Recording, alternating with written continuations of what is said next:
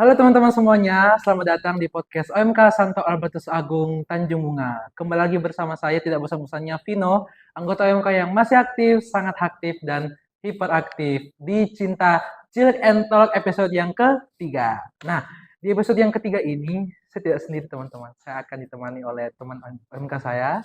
Halo, perkenalkan nama saya Ken, si paling keren. Oke. Nah, jadi Vino, kira-kira hari ini kita mau bahas tentang apa sih?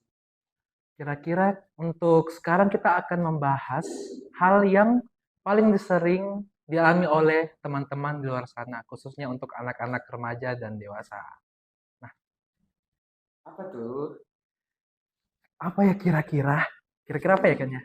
Jadi, makan roti pakai keju mel. Cakep. Hari ini kita akan bahas mengenai Mental health. Nah, Vino pernah nggak sih kayak lagi belajar begitu, terus tiba-tiba merasa lelah, letih, jadi tidak bisa fokus untuk menghadapi pelajaran.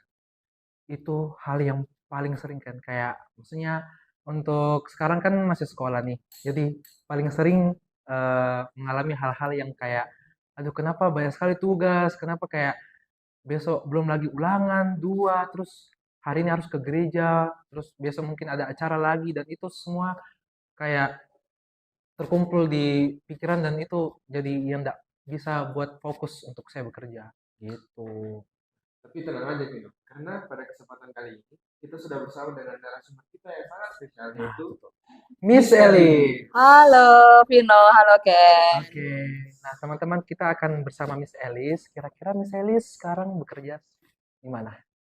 Miss Eli sekarang bekerja di sebuah sekolah swasta di Makassar. Oke, kira-kira Miss ini kan Miss Elis salah satu juga em, anggota dari OMK. Kira-kira Miss dalam OMK Santo Albertus Agung itu terlibat sebagai apa?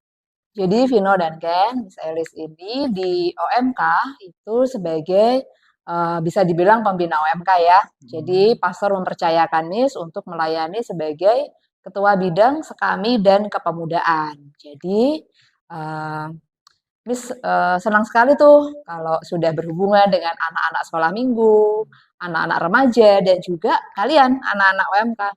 Oke. Kira-kira Miss sudah punya anak? Iya, kalau tentang keluarga, Miss sudah menikah dan punya 2 orang anak. Nah, oke Miss. Yang seperti kita katakan tadi kan teman-teman di luar sana itu kan banyak yang sering mengalami tentang mental health. Kira-kira Miss, mental health itu apa sih? Iya, mental health itu penting sekali ya, kesehatan mental, Mm-mm. yang sepertinya sering diabaikan oleh eh, sebagian dari kita, gitu ya. Tapi sebetulnya Vino dan Ken tidak hanya anak remaja saja yang mengalami masalah mental health, tapi orang dewasa pun juga bisa rentan terkena gangguan mental health. Nah, mental health sendiri itu adalah kesehatan yang ada di dalam jiwa kita, ada di dalam psikis kita yang sebetulnya itu tidak bisa terlihat. Kalau kesehatan fisik itu bisa kita lihat ya. Kita mungkin sedang tidak enak badan, sedang sakit, demam atau flu kan bisa dilihat gejalanya.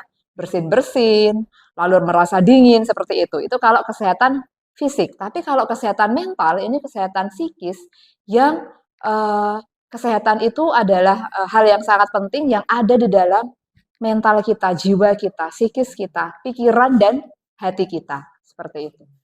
Oke, Miss, kira-kira untuk pandangan tentang kesehatan mental remaja zaman sekarang itu seperti apa kira-kira? Nah, ini nih teman-teman, remaja zaman sekarang ya, itu kecenderungannya punya mental health yang cenderungnya lebih rendah, begitu ya. Kenapa Miss bisa bilang begini? Karena memang setiap kali Miss temui begitu ya di sekolah, kebetulan misalnya sebagai konselor di jenjang SMA, jadi Miss berhadapan dengan anak-anak usia sekitar 15 sampai 18 tahun yang mudah sekali terkena kelelahan mental, mudah sekali coping stresnya itu rendah gitu ya. Jadi banyak stimulus yang sangat mudah membuat anak-anak ini menjadi stres, menjadi kecemasan, ada anxiety gitu ya, ada depresi bahkan. Nah, itulah kenapa Miss bisa bilang dewasa ini akhir-akhir ini belakangan ini terutama semenjak pandemi berlangsung itu ya, itu kesehatan mental untuk anak-anak remaja cenderung rendah sih daripada yang sebelum-sebelumnya. Jadi anak-anak itu cenderung lebih lebih rapuh dalam menghadapi permasalahan, konflik-konflik dalam diri. Seperti itu. Sebelum kita melangkah lebih jauh, Miss, mungkin dari beberapa penonton mungkin ada yang sudah mengalami gejala-gejala mental health, namun belum bisa mengklasifikasikan kira-kira itu mental health itu apa. Jadi mungkin bisa Miss menjelaskan kira-kira bagaimana ciri-ciri orang terkena dengan mental health. Ya, sebenarnya gangguan kesehatan mental itu ada banyak sekali gitu ya. Yang paling ringan itu mungkin stres yang biasa kalian Iya. kalau anak-anak sekolah hadapi stres belajar, kebanyakan itu ya. Di masa-masa menjelang akhir semester seperti ini, nah tuh, teman-teman di rumah mungkin ya yang sedang sekolah, sedang kuliah, mempersiapkan ujian akhir semester, mengerjakan berbagai tugas atau proyek. Nah, disitulah biasanya rentan kena stres belajar.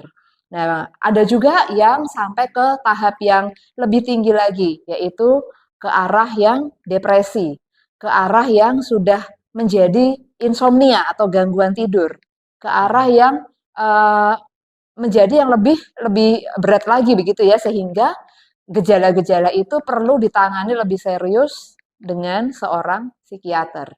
Seperti itu. Jadi ada banyak hal sih, ada banyak jenis gangguan kesehatan mental, tapi kita perlu tahu dulu yang mana gangguan mental itu. Apakah yang mild, mild itu artinya masih ringan, apakah yang sudah intermediate, itu menengah begitu ya, itu depresi, itu masih menengah, atau yang severe, bisa jadi itu adalah bipolar atau skizofrenia. Nah, ini adalah ranah seorang psikiater yang akan menolong gangguan mental yang sudah severe, yang sudah berat, seperti itu. Kira-kira Miss kalau gangguan mental begitu tuh bisa bisa karena penyebab dari keluarga atau tidak? Iya, gangguan mental itu sebenarnya berbagai macam hal ya yang menjadi penyebabnya. Biasanya yang pertama itu faktor dari keluarga pertama, karena bagaimanapun seorang anak masa-masa usia-usia awal kehidupannya itu sangat menentukan perkembangan anak itu selanjutnya. Nah, sekarang tanya ke kalian, masa-masa awal anak itu ada di mana, Ken dan Vino? Ada di dalam keluarganya kan. Nah, itulah yang akan mempengaruhi bagaimana kesehatan mental seorang anak itu adalah bermula dari keluarga. Tapi bisa jadi faktor lingkungan juga. Jadi bisa jadi dari faktor keluarga, yang kedua dari faktor lingkungan. Misalnya, di dalam perkembangan anak ini ketika sekolah atau ketika mengikuti kegiatan di luar sekolah mengalami trauma atau mengalami contoh misalnya pelecehan seksual seperti itu. Ketika hal ini trauma atau luka batin yang membuat anak ini terluka secara batinnya, ketika tidak diselesaikan, ketika tidak diberikan penanganan yang tepat, dibiarkan, maka trauma ini akan mempengaruhi pada level perkembangan anak yang berikutnya. Nah, kebanyakan seperti itu. Anak-anak yang mudah terkena gangguan mental atau remaja yang mudah terkena gangguan mental, gangguan kesehatan mental begitu ya. Biasanya mereka memiliki pertama tadi riwayat parenting orang tua yang mungkin kurang tepat untuk treat anaknya. Atau yang kedua, ada trauma atau luka batin yang belum terselesaikan di tahap perkembangan yang sebelumnya. Maka tanpa disadari, semua itu masuk ke alam bawah sadar anak tersebut dan kemudian menjadi rentan gangguan kesehatan mental. Seperti itu. Nah, Miss, untuk biasa kan kita kalau anak-anak di luar sana itu kan mereka biasa mendapatkan gangguan mental itu biasa dari sosial media. Ya, Nah, itu yang biasa menjadi eh, menghambat anak-anak untuk bisa bersosialisasi dengan orang-orang lain. Karena mungkin mereka merasa dirinya itu tidak layak untuk bisa berada bersama mereka. ya, Dan itu yang paling sering kita alami itu soal insecure. betul. Nah, itu kira-kira bagaimana, Miss? Dengan Ya, teman-teman yang insecure. ya, kita tidak bisa menutup mata ya, karena pertumbuhan teknologi, perkembangan teknologi yang begitu pesat. Sekarang semua menggunakan media sosial. Bahkan anak-anak yang sebenarnya masih belum cukup umurnya untuk punya medsos, bayangkan tuh anak SD itu sudah punya IG, sudah punya akun medsos sendiri begitu ya. Apalagi anak-anak remaja dan juga dewasa. Tidak bisa dipungkiri perkembangan teknologi itu mempengaruhi, apalagi medsos. Nah, di dalam medsos itu sebenarnya kita tidak bisa semata-mata menyalahkan medsos sebagai penyebab gitu ya, ada gangguan kesehatan mental. Ada dua hal yang mempengaruhi medsos ini. Hal positifnya adalah medsos ini, perkembangan teknologi ini bisa kita gunakan sebagai sesuatu yang membuat kita bertumbuh, ya enggak? Ya. Ken sama Vino pasti banyak belajar dari medsos kan? Tetapi di sisi lain ketika kita tidak berhikmat, ketika kita tidak menggunakan medsos itu dengan baik, justru medsos ini menjadi patokan, acuan yang akhirnya membuat seseorang menjadi insecure. Contoh, ini Miss punya teman nih, ibu rumah tangga nih. Dia dulu sekolah tinggi, dia kuliah tinggi, tapi sekarang dia ibu rumah tangga ngurus 3 anak. Ketika dia melihat medsos dengan teman-temannya begitu ya, dia melihat akun teman-temannya, dia bisa insecure loh. Padahal ini seorang dewasa ya, seorang ibu rumah tangga, dia bisa insecure. Dia lihat, aduh, seandainya ya aku bisa jadi wanita karir seperti temanku. Seandainya ya aku nggak hanya terpenjara ngurus 3 anak ini. Itu contoh dari orang dewasa. Bisa membuat jadi ada depresi, stres gitu ya, ada gangguan mental. Contoh dari anak remaja banyak sekali. Termasuk salah satunya tadi insecure itu. Karena anak-anak remaja perempuan atau remaja laki-laki melihat patokan penampilan mereka itu dari apa yang mereka lihat di medsos. Sehingga mereka melihat dirinya tidak sesuai dengan patokan itu dan akhirnya membuat insecure. Nah, kalau menurut Miss, ya kita perlu bijak ya, kita perlu lebih bijak melihat medsos itu. Harus memberikan inspirasi, membuat bertumbuh, tidak justru semakin membuat kita insecure. Gitu sih. Kira-kira Miss, bagaimana bisa seseorang yang terkena dengan mental health bisa mengarah ke arah depresi dan juga stres? Ya, tentu saja Ken, karena biasanya gangguan mental health itu awalnya ringan, begitu ya. Terus diabaikan. Ah enggak, aku bisa kok, gitu ya. Diabaikan, denial, ada penyangkalan. Akhirnya itu menjadi lebih levelnya bertambah berat karena tidak diselesaikan. Kemudian disangkal lagi, ada denial lagi. Ah, aku bisa, aku pasti bisa. Yuk bisa yuk, ngomong sama diri sendiri gitu ya. Tidak ada penyelesaian, itu akan menjadi lebih berat lagi dan akhirnya menjadi depresi. Oleh karena itu, Vino dan Ken, sangat penting untuk kita tuh aware, untuk setiap kita aware. Kita perlu jujur sama diri sendiri gitu ya. Setiap kita mungkin punya luka batin, punya trauma, tapi kita aware gitu ya. Apa yang menjadi permasalahan, apa yang menjadi konflik di dalam diriku.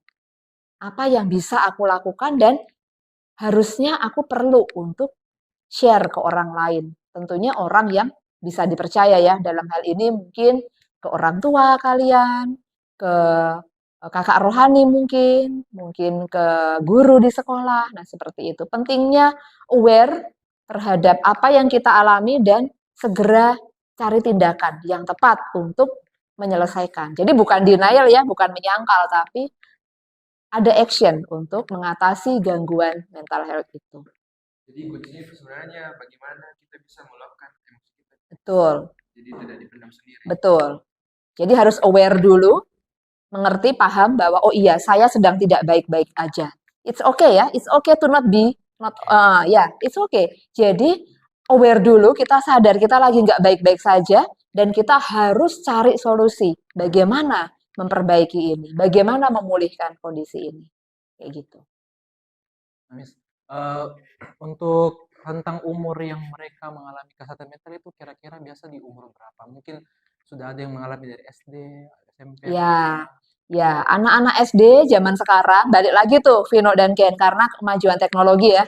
Kan anak-anak SD sudah bisa akses tuh medsos atau sudah bersosialisasi dengan teman-temannya mungkin dengan cara yang lebih modern gitu ya, lebih ya seperti ya karena perkembangan teknologi itu. Bisa saja dari SD mungkin sekitar umur 8 ke atas itu sudah bisa ada stres belajar, stres dalam pergaulan.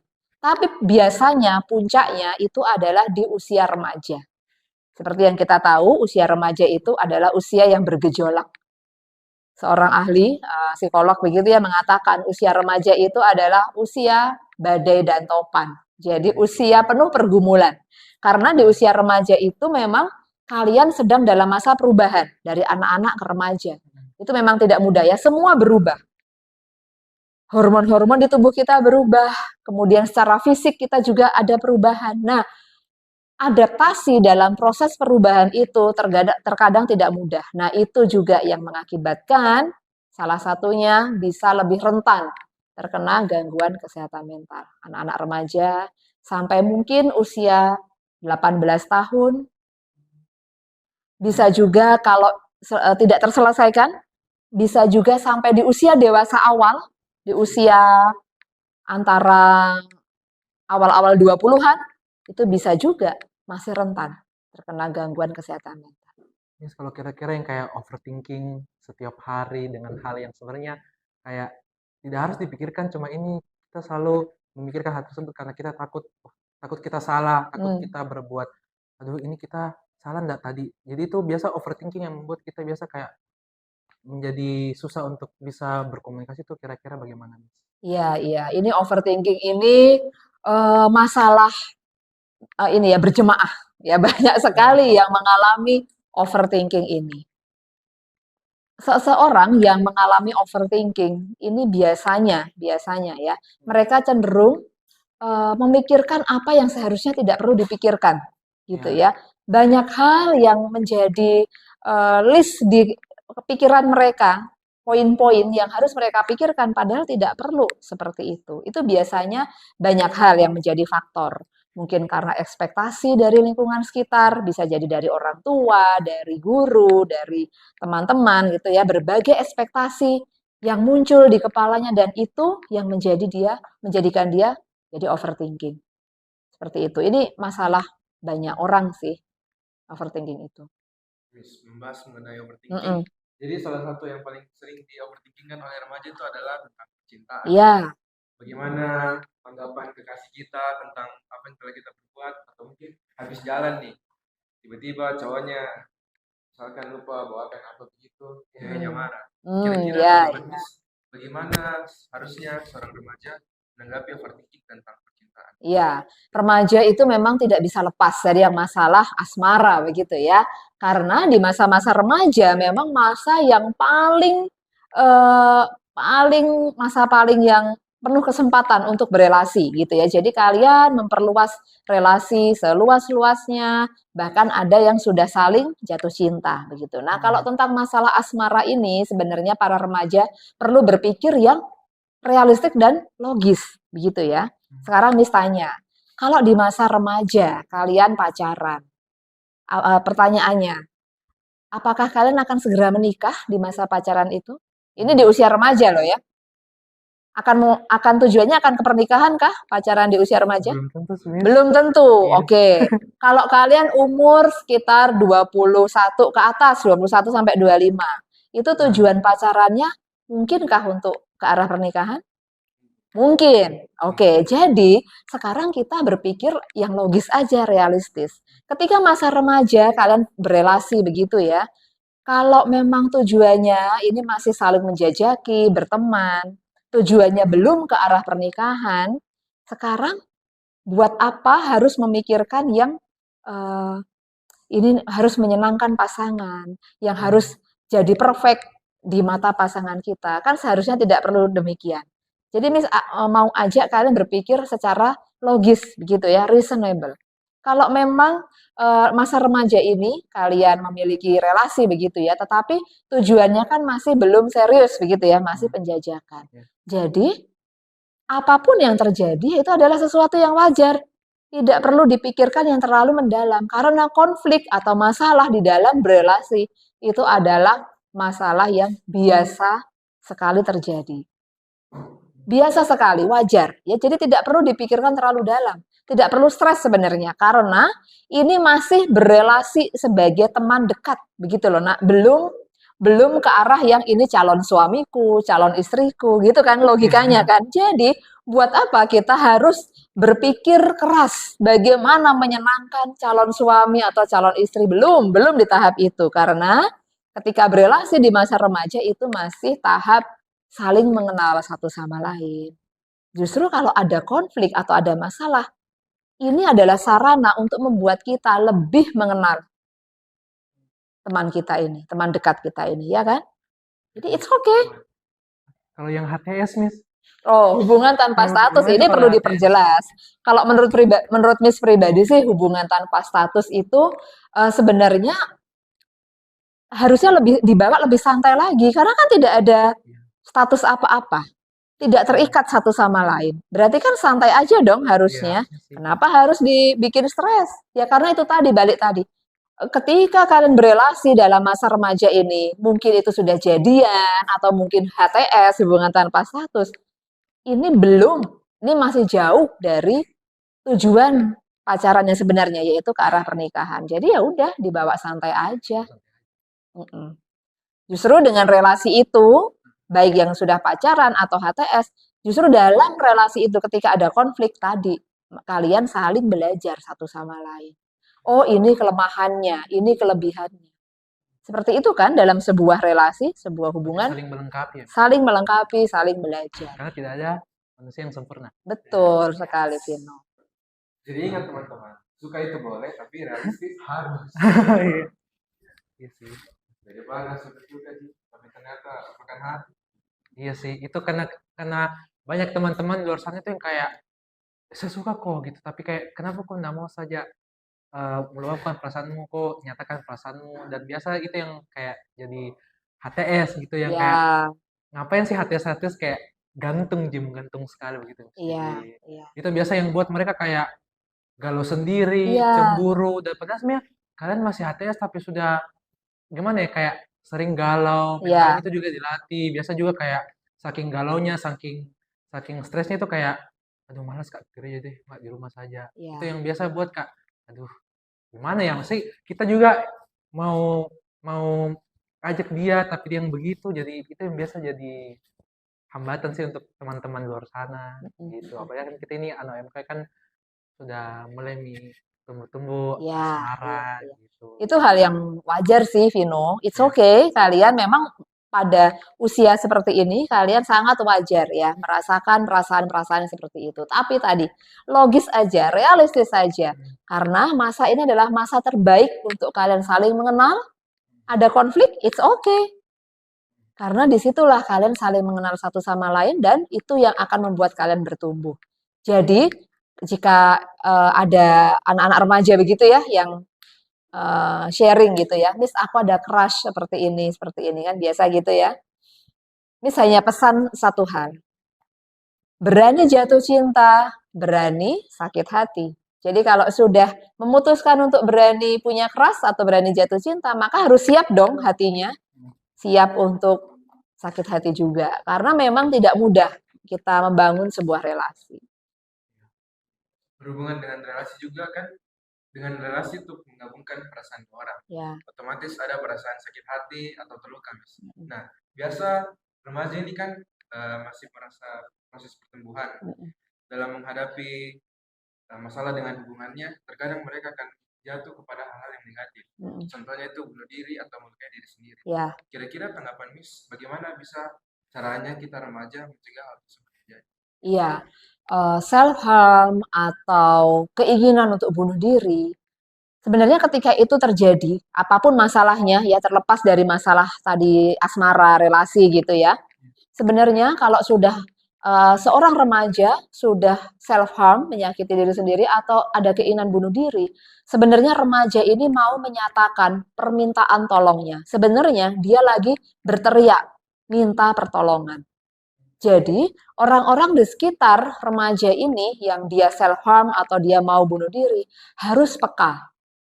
Harus peka untuk segera memberikan pertolongan dan memperhatikan. Harus peduli karena dia sebenarnya sedang meminta pertolongan. Dia meminta tolong dari apa? Meminta tolong dari perasaannya yang sudah patah hati, putus asa, tidak ada pengharapan, ya kan? Akhirnya dia menyakiti diri atau ada keinginan untuk bunuh diri. Jadi kita harus bersama-sama bantu ini remaja ini yang sudah mengalami hal seperti itu. Tapi bagaimana pertanyaannya sekarang? Kalau kita sendiri yang mengalami itu, mungkin ya Ken ya atau Vino ya. Tapi Miss percaya sih Ken dan Vino nggak sampai melakukan itu ya. Harapannya ya. iya. Yang bisa kita lakukan adalah kita lihat lagi kita merenung, kita kembali melihat siapa yang menciptakan kita.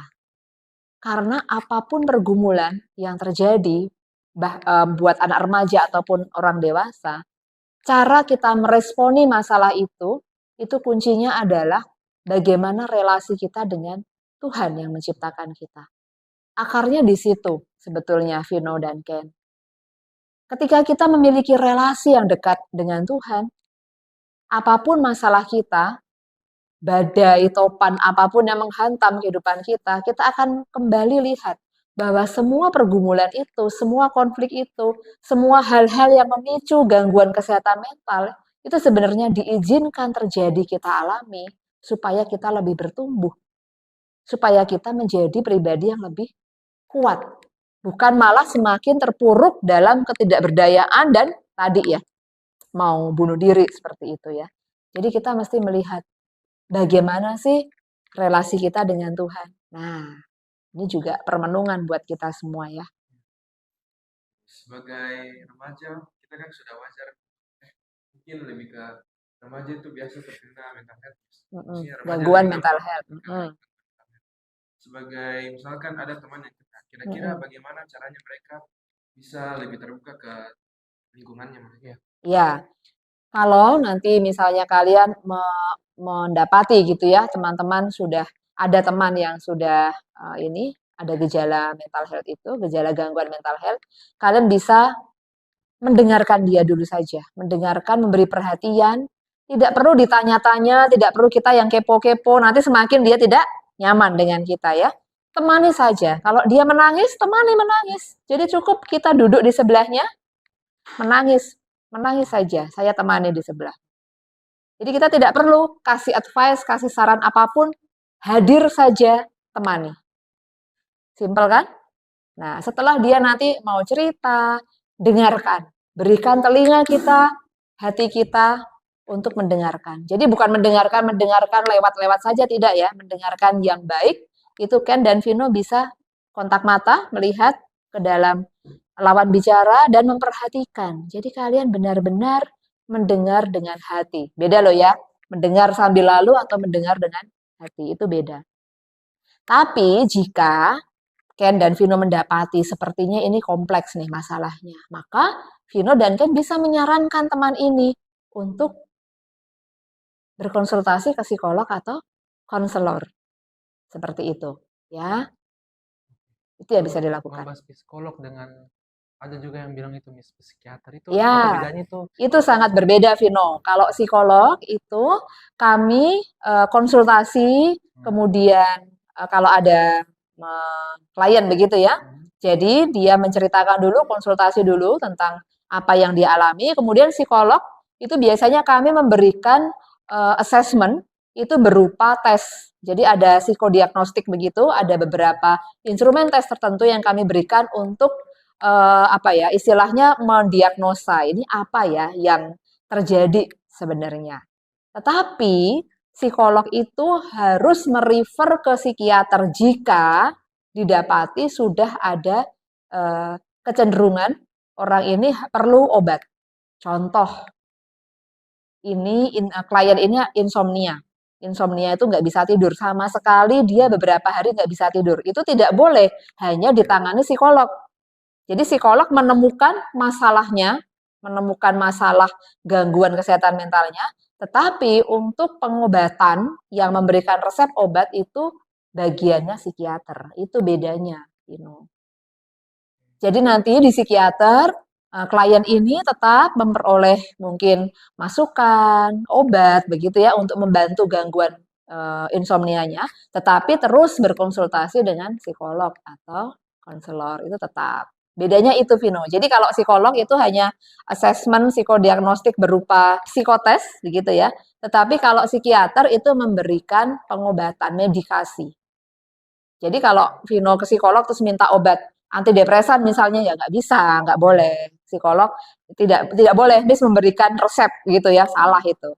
Kalau Miss melihat oh Vino sudah insomnia nih, aduh Vino nanti Miss Elis refer ya ke psikiater temannya Miss begitu. Kalau untuk yang orang yang hiperaktif itu gimana, Miss? Hiperaktif ya. Menurut penelitian terakhir yang ditemukan ya, anak-anak dengan hiperaktif itu ada 8 dari 10 anak itu hiperaktif. Jadi, hiperaktif itu sudah bukan suatu gangguan kesehatan mental, Vino ya. Jadi, itu sesuatu yang wajar apalagi di seiring perkembangan zaman ya, anak-anak yang di diagnosa hiperaktif itu bisa tetap belajar di sekolah umum, tetap mendapatkan treatment pendidikan yang sama dengan anak-anak yang pada umumnya. Emang Vino seberapa hiperaktif sih? Kadang hiperaktif sih. Biasa kalau di sekolah kayak tiba-tiba waktu sendiri, biasa juga kayak kan mood itu biasa kayak berubah-ubah. Yang satunya hari ini Oh, emosi, oke. terus besok lebih santai, mungkin lebih Ya. tenang, terus tiba-tiba biasanya lagi kayak happy yang dari awal sampai pulang sekolah itu kayak main terus gitu. Oke. Nah, jadi itu yang biasa orang kafein aku tahu hiperaktif sekali begitu ya. Gitu ya. Nah, kalau kalau Vino sampai sekarang masih produktif, Vino sampai sekarang masih bisa sekolah dengan baik, tidak ada masalah apapun, berarti hiperaktifnya itu adalah hiperaktif yang positif, Vino. Bukan hiperaktif yang adalah satu gangguan pertumbuhan yang biasa anak-anak alami. Ada, Vino, memang anak-anak dengan gangguan hiperaktif dan attention deficit, anak-anak ADHD. Nah, itu ada terapi khusus. Seperti itu. Berarti kita dibilang masih normal ya, Miss ya. Iya, sepanjang kita, jadi begini ya teman-teman, sepanjang kita mengalami mungkin ya, aduh stres gitu ya, mengalami mungkin sulit tidur selama beberapa waktu, tetapi ketika hal itu tidak mempengaruhi produktivitas kita, maka itu masih dalam kategori wajar atau normal. Vino sudah sangat mewakili ya. Iya, Tadi sudah sempat disinggung juga tentang mood swing. Nah, mood. mood Iya. swing ini sangat sering dihadapi oleh remaja. Ya, Terutama itu yang bisa buat kadang mental health jadi terganggu juga. ya. Misalkan tiba-tiba kita lagi jengkel, Mm. betul-betul moodnya itu drop sekali. Mm-mm. Kira-kira bagaimana caranya kita bisa mengatasi hal tersebut? Mood swing ya, betul sekali. Apalagi remaja, seperti yang Miss bilang tadi, di usia remaja itu adalah usia badai dan topan, usia yang bergejolak. Maka tidak heran jika perasaan pun, moodnya kita pun juga bergejolak. Nah, cara mengatasinya, tadi kembali lagi, kita mesti punya relasi yang baik dengan Tuhan. Kita mesti kembali lagi melihat diri kita ini diciptakan Tuhan dengan tujuan yang baik, maka kita juga harus berpikir lagi secara logis begitu ya, sehingga bisa mengatasi mood swing itu. Itu kan mood swing itu kan berarti yang dominan perasaan. Maka kita harus kembali, tidak bisa feeling terus yang dominan, tetapi Tuhan juga memberikan kita hikmat kan, akal budi. Nah, disitulah untuk melawan mood swing itu kita mesti kembali lagi berpikir logis, berpikir dengan hikmatnya Tuhan. Berdoa, datang pada Tuhan, berdoa. Supaya Tuhan bantu untuk mengatasi ketidakstabilan moodnya kita. Kira-kira untuk sepertimu tadi, bagaimana caranya kita memanajemen emosi yang baik supaya tidak berkuar-kuar pasti keluar gitu kan? Biasanya Iya, kan kita emosinya sudah naik, terus pas keluar itu sudah kayak tidak terpikirkan lagi apa yang kita mau iya. ucapkan. Makanya bagaimana cara kita mengontrol emosi? Iya, manajemen emosi. Manajemen emosi itu adalah satu proses yang panjang sebetulnya, Vino. Karena setiap manusia, setiap kita itu punya traits. Traits itu adalah sifat atau karakter bawaan yang sebenarnya sudah ada polanya sejak kita kecil.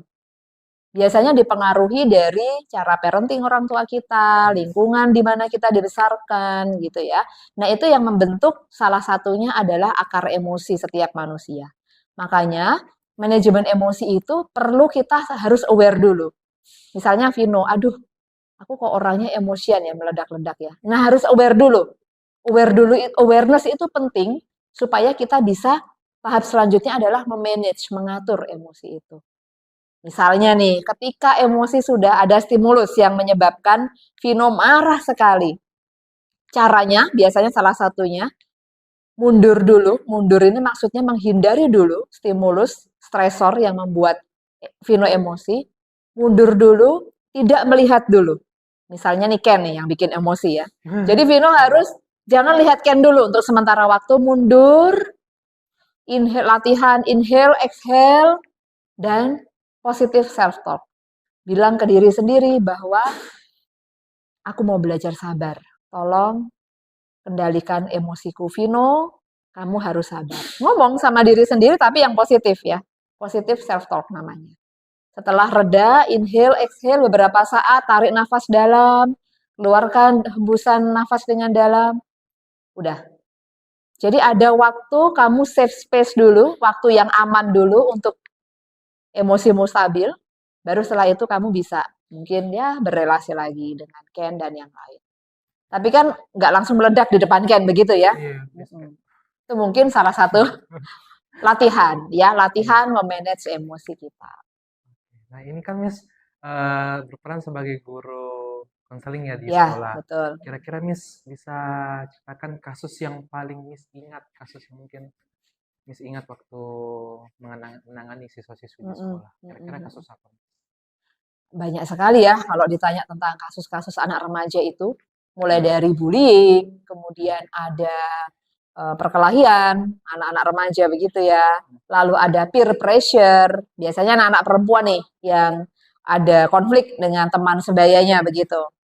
Lalu juga ada melawan guru, nah seperti itu. Tapi kebanyakan memang anak-anak yang eh, kena masalah-masalah seperti ini memang kurang, pada prinsipnya kurang kurang memiliki pengendalian diri yang baik gitu ya, kurang memiliki kestabilan emosi yang baik sehingga responnya jadi bermasalah untuk ketika ada di dalam lingkungan sekolah. Seperti itu sih, Vino. Masalah-masalah dengan gangguan mental juga ada beberapa yang sampai pada tahap anxiety, ada sampai di tahap depresi itu ada, sehingga Miss Elis sebagai konselor perlu bekerja sama gitu dengan psikiater dari luar sekolah. Gitu. Jadi kita sama-sama lah. Intinya ketika kita membantu, mendampingi seorang anak remaja, kita akan bekerja sama. Pertama dengan orang tuanya, keluarganya gitu ya. Kemudian dengan sistem sekolah, karena pasti akan ada penyesuaian karena gangguan kesehatan mentalnya nih. Mungkin nanti dikurangi tugasnya, stresnya disembuhkan dulu, depresinya disembuhkan dulu, baru fokus ke pelajaran. Makanya dia akan mungkin sedikit ketinggalan daripada teman-temannya. Itu perlu penyesuaian. Dan juga kerjasama dengan pihak luar, psikolog atau psikiater. Seperti itu sih. Sebagai pendamping remaja, Miss, kira-kira bagaimana caranya masyarakat bisa meningkatkan awareness terhadap mental health? Ya, kalau untuk anak-anak remaja ya Miss biasa berelasi dengan kalian ya. Miss bersyukur sekali karena anak-anak remaja pada umumnya kalau dia lebih banyak waktunya di gereja, kebanyakan dia lebih tinggi coping stresnya. Artinya dia lebih mudah untuk bisa menyelesaikan gangguan kesehatan mental. Kenapa seperti itu? Karena kalian berelasi, kalian berkomunitas, dan komunitas remaja di gereja itu kebanyakan komunitas yang sehat. Sehingga itu bisa berpengaruh bagaimana dealing with masalah-masalah mentalnya begitu ya. Jadi akan lebih mudah anak-anak yang punya komunitas di gereja untuk dia menyelesaikan masalah mentalnya. Jadi tidak sampai ke arah yang berat begitu ya, sehingga bisa diselesaikan bersama. Nah, masyarakat perlu melihat hal ini, gangguan kesehatan mental ini perlu lebih aware dengan cara ya mereka mesti melihat anak-anak di dalam keluarga mereka, apalagi remaja. Jadi orang-orang dewasa harus peka ya melihat pertumbuhan anak-anak remajanya ini wajar atau tidak. Bisa juga mereka mendorong anak-anak remajanya untuk lebih terlibat aktif di komunitas di gereja, di sekolah, itu akan sangat menolong. Sekarang kita biasa lihat perbedaan ya antara anak-anak yang penyendiri, introvert, ketika dia punya konflik, punya masalah di dalam dirinya, akan lebih lama pemulihannya dibandingkan dengan remaja yang dia lebih terlibat di komunitas, dia bergaul.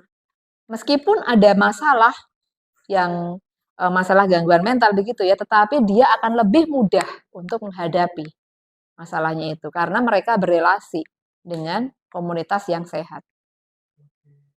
Miss balik lagi ke masalah bullying. Bully itu kan biasa kan terjadi di setiap sekolah ya. Kira-kira di sekolahnya Miss itu bully apa yang sering terjadi dalam jenis apa? Oh iya, banyak ya. Bully itu kan macam-macam ya. Ada physical bully, ada psychological bully, ya. Pakai apa? Side eye gitu ya, lirikan Side mata eye. gitu. Aduh, udah itu sudah kena banget di sini ya.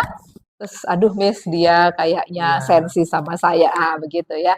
Ada yang eh, internet bully juga ada begitu. Jadi mereka di medsosnya itu saling saling berperang begitu ya, tetapi di medsos.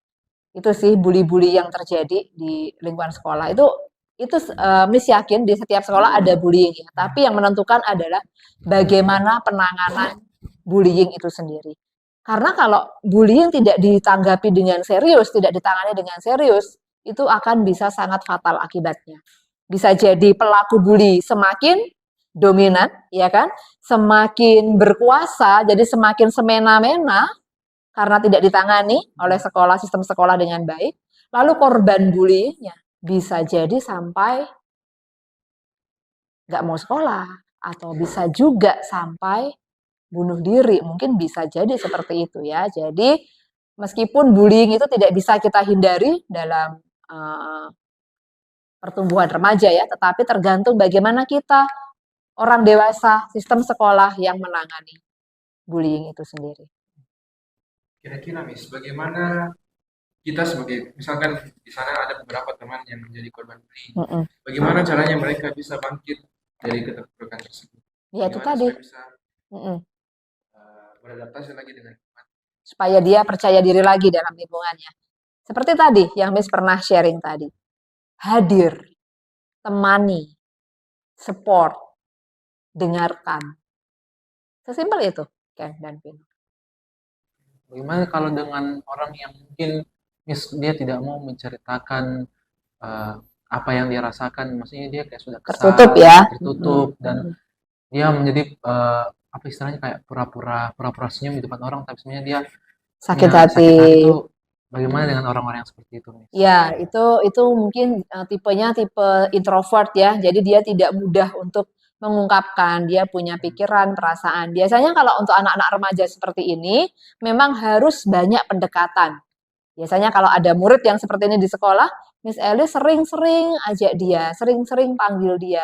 Main-main dulu, jadi nggak langsung diajak ngomong gitu ya, tapi main dulu. Nah, di ruangan konseling Miss itu ada beberapa board game, ada beberapa permainan begitu ya. Miss ajak main dulu, main kartu kah, main board game, main itu ada permainan-permainan yang nanti anak itu bisa sharing. Jadi nggak langsung kita uh, ngajak omong tentang masalahnya dia yang mungkin ada di dalam hatinya tapi tidak terungkapkan. Kita ajak main dulu aja. Kita banyak meluangkan waktu yang santai gitu ya sama dia. Nah, setelah banyak meluangkan waktu, biasanya Miss minta kalau masih sulit juga, Miss minta menuliskan. Biasanya kan anak-anak yang pendiam itu dalam hal menulis dia tuangkan dalam kalimat kata-kata itu dia lebih ini ya. Nah, bisa dalam bentuk tulisan juga bisa, atau gambar juga bisa. Kalau untuk anak-anak yang kalau apa sih istilahnya kalau dia tuh paling nakal di sekolah, Miss, itu berarti juga termasuk dia punya mental kesehatan yang tidak baik atau tidak? Ya, biasanya anak-anak yang sepertinya membangkang sekali, ya nakal sekali. Actually, sebenarnya anak ini juga sedang merasa tidak nyaman dengan dirinya. Sehingga dia ekspresikan dalam bentuk tadi ya, nakal, membangkang, tidak mau dikasih tahu, seperti itu kan. Nah, kita juga perlu tolong. Jadi biasanya ketika menghadapi anak-anak yang nakal itu, Miss tidak langsung bicara tentang kenakalannya, tidak. Itu bukan bagian Miss, itu mungkin bagian kepala sekolah atau kesiswaan begitu ya.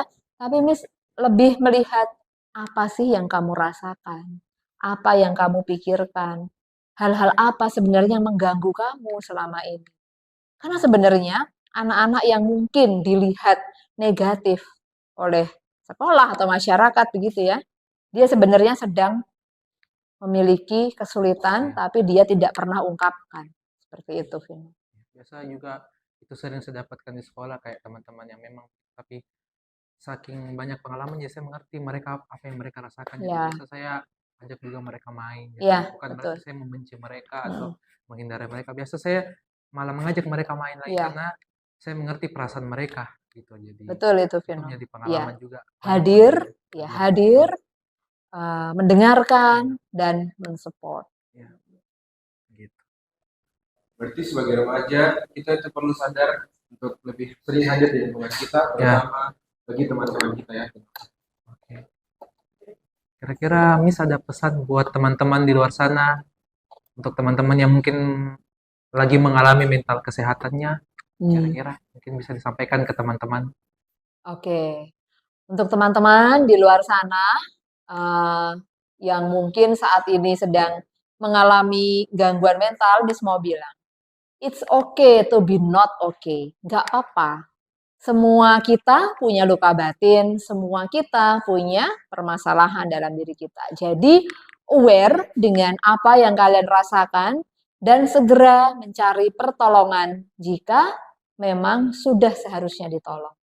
Jangan malu, jangan gengsi, karena kita semua perlu punya kesehatan mental yang baik supaya lebih bertumbuh untuk masa depan kita. Oke, kira-kira kan punya pesan juga untuk teman-teman, mungkin tahu-tahu, nggak ada. Satu kata teman. Semangat. Semangat. Oke. Terima kasih Mi sudah mau join di Sama-sama. podcast kita kali ini. Terima kasih juga kayaknya sudah menemani dan untuk kesimpulannya bahwa kita harus mendekatkan diri kepada Tuhan bahwa mental kesehatan kita juga itu penting untuk kita pelajari dan tentu saja kita harus mendekatkan diri pada Tuhan supaya apa yang kita rasakan kita bisa sharingkan dengan baik juga ke teman-teman. Oke. Kearisan naik burung cendrawasih. Cakep. Sekian dan terima kasih. Dadah semuanya. Gimana teman-teman? Seru kan episode kali ini? Pesen jus rasa buah kedondong. Seru dong. Oke, nah teman-teman jangan lupa like, komen, subscribe, dan nyalakan loncengnya ya. Dadah. Dadah.